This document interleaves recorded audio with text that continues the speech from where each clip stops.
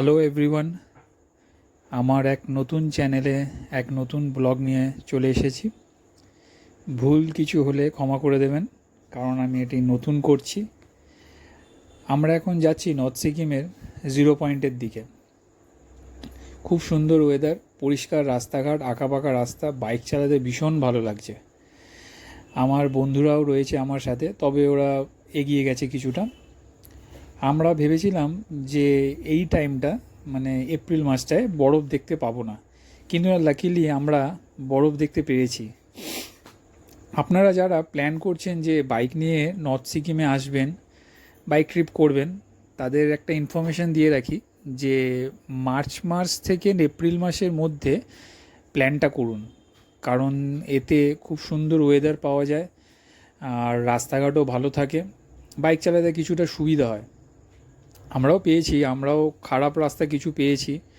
আমরা যেমন গ্যাংটক থেকে ঢোকার সময় আমরা ওপরে যত উঠছিলাম বৃষ্টি হচ্ছিল, আমাদের তখন রাস্তাঘাটটা খারাপ পেয়েছি, তাও আমরা চালিয়ে অতিক্রম করে এসেছি।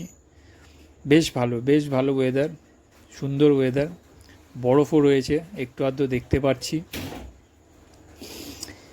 এবং এখানকার যেরকম বা 4 হুইলারের যে ড্রাইভাররা, তারা ভীষণ কর্পোরেটিভ।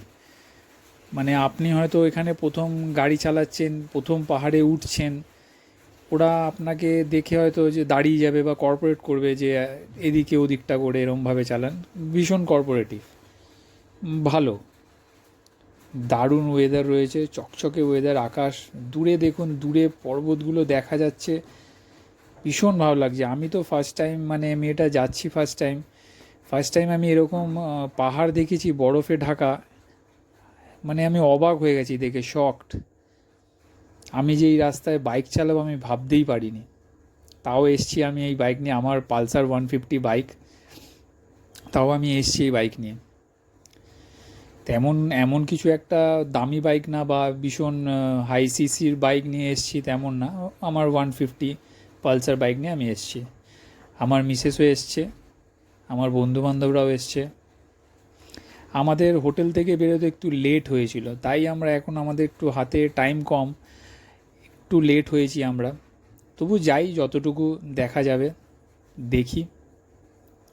চলুন তাহলে দেখে নিই এই সুন্দর বরফে ঢাকা পাহাড়ের কিছু দৃশ্য, মনোরম দৃশ্য। চলুন।